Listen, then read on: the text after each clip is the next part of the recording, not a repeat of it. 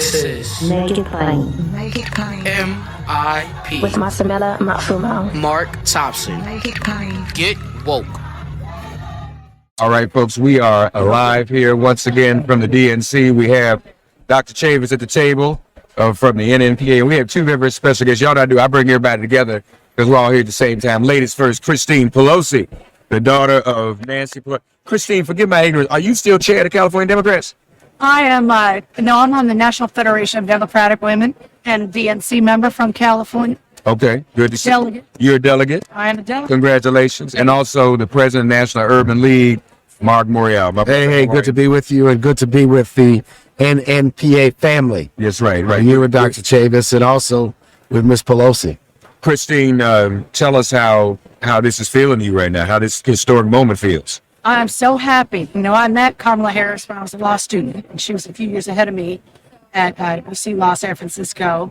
We practiced together in San Francisco DA's office. She was running the career criminal department, and I was in the sexual assault child abuse unit. And so there was a lot we discussed about vulnerable victims and our responsibilities, not just to the victim, but to the family, particularly the family violence situation. I've seen her in the courtroom. We all saw her in the Senate hearing room.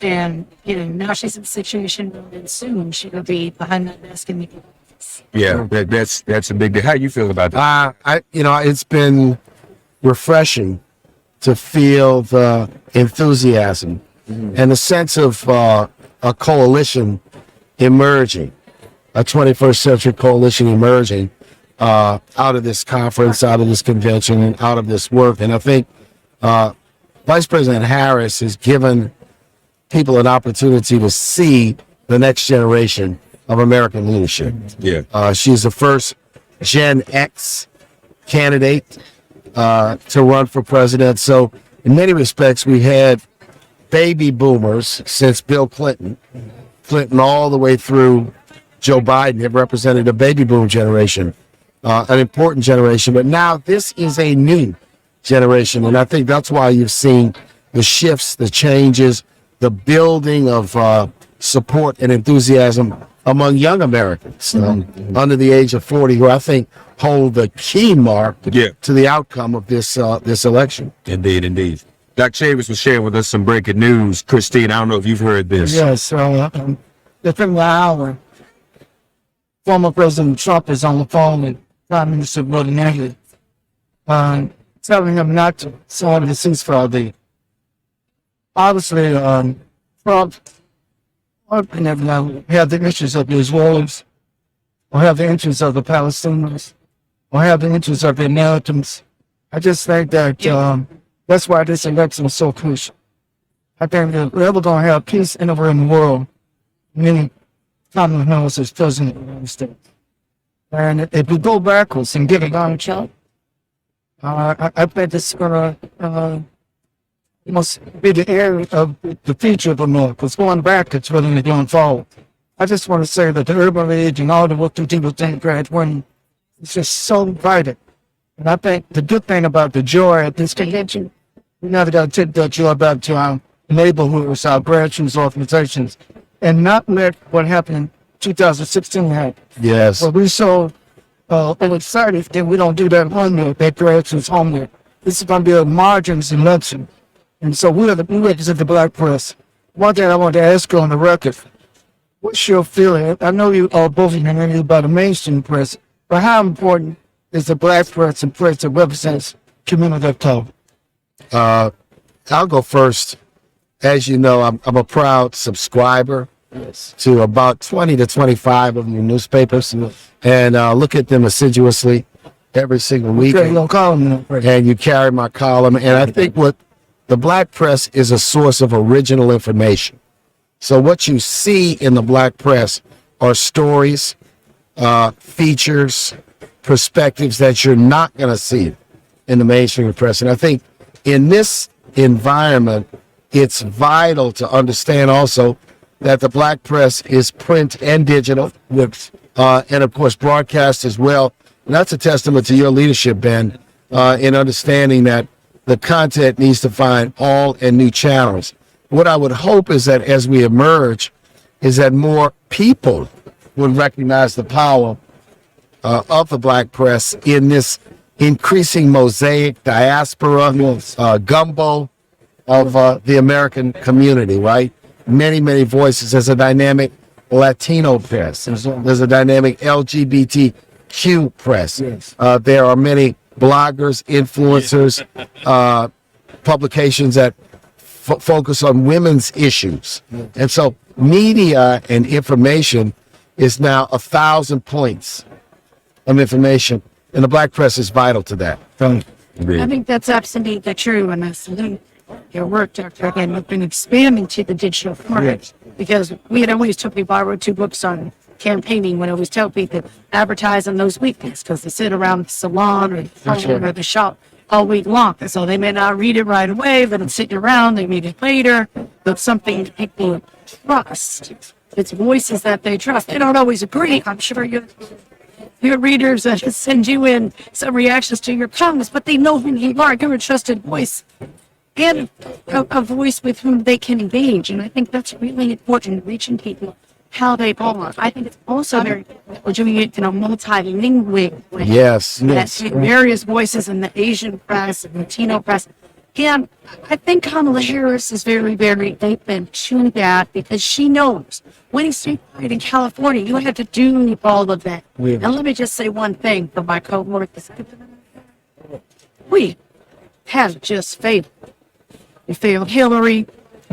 We failed Democrats. We failed ourselves. And we realized that after voting. So I think it's really important that white women talk to one another. Yes. And let this campaign be led in the multi-ethnic way that it's being led, and not just take over. Winning with black women isn't just a slogan. It needs to be a cause, and it needs to be. And I think the issue of reproductive justice speaks to not only choice, but it speaks to something much broader, and that is health disparities and access to health. And African American women find themselves in many instances the farthest away from a primary care physician, the farthest away to the hospital, and for many younger African American women, least likely to have the type of health coverage that you really need. And so we've got to continue to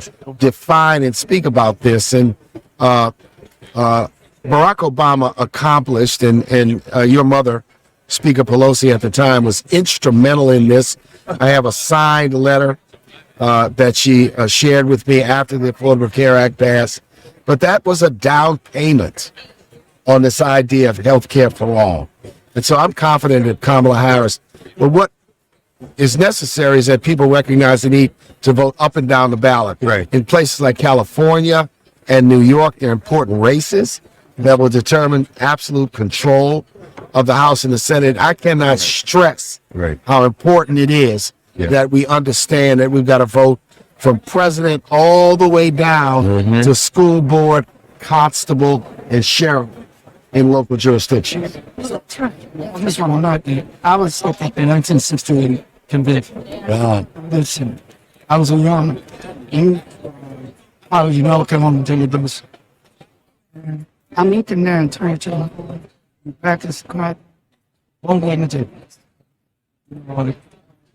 This conviction is almost a celebration of American dignity. Show that we can the network, the accountability programs. I think that's what can make a difference in this. We all have a moment we're going to deny this vote of tenure and we make a history. Despite all of the bonus, despite all of the misinformation, so this allows us to get the message to the system to vote. And we try to do some of this something moves. Particularly, as you mentioned, young people. There's a lot of stuff out there targeting many notes and cameras and saying, we got people to the account. So I never try and is a company about the system. And that's what they both need for the booty chain. Those persistent. It's got to be persistent. So I thank you for yours. And I would just point out that Kamala Harris, one of the things that she has said for years, because I worked in California in the coalition that was working on Black maternal health outcomes. They were part of an overall thing we did to lift the cap on medical malpractice because it was $250,000 since 1974. You might remember with the contract on America that they did in 1994, they wanted to take that limit nationwide. So we have lost a few times at the ballot box, all the time in the legislature. But what we did specifically 2 years ago, and what ended up breaking the logjam, was to specifically center it on Black moms and Black babies and talk about how this is a big part of what healthcare needs to be about. And as Kamala Harris always points out, the states that have the highest maternal mortality also have the most draconian abortion bans. Yes. So when you talk about your kitchen table and giving everyone in the family a voice, it's ultimately the woman's decision, but giving everybody in the family a voice in that decision, understand how much of an economic issue this is. And that is a difference. In 2008, 2009, we couldn't talk about abortion as a kitchen table issue. People were just not ready to make that argument. But now we are, and we're saying this is a fact of life. And it's also a fact of life that if you want to talk about creating more wealth, more Black wealth, more entrepreneurship, we also have to talk about healthcare. Because everything can be going well. You could almost get there, but if you're sick and you don't have health care, you are wiped out. So the plan to eliminate medical debt and to expand health care and to expand maternal outcomes, healthy births and happy birthdays, that's all going to be in this platform that we are going to adopt this week under the leadership of Kamala Harris. And I think that is a great message to put back in those local tables. Well, it's on the ballot. The issues you described so eloquently are on the ballot, as will be many other. That's going to be many other issues. I appreciate all of you. We're going to be all right. Women going to do right this time. I mean, you feel confident about that? I feel confident that we work every day of the 77 days between now and November 5th. We are going to bring home a victory for Kamala Harris and Tim Walz. Christine Pelosi, love you. How's the family? Everybody okay? Dad's coming along. Everybody's good. Good. Kids okay? Kids are okay. All right. Kids are all right. Good. Marc, good to see you, brother. Thank you, Marc. And folks, everybody's here. It's like a reunion. Erica Lowe is here. She's sitting over there. She's not on camera. I don't know why. But you want to be on camera? Why not? Got to me. She's made for camera. That's what I'm saying. I don't understand what people do. Ladies and gentlemen, Mayor Stephen Benjamin is here. I guess that's all I could say because you have to be in my personal capacity. You in your personal capacity. So from a personal point of view, how was this feeling this week? This is an exciting week. I mean, we're talking about history on so many different levels, but not history for history's sake. History has gotten us to a point where we have an incredibly talented and gifted public servant who's given her entire life to serving the people. I only had one client her whole life, the people of this country, rising to the very top in a meritocracy. We've had the first day was fantastic. The president did an amazing job making the case for the Biden-Harris record, passing the baton to her in an amazing way, but also showing that the humility of going from literally the most powerful person on the face of the earth to saying that now it's my time to volunteer.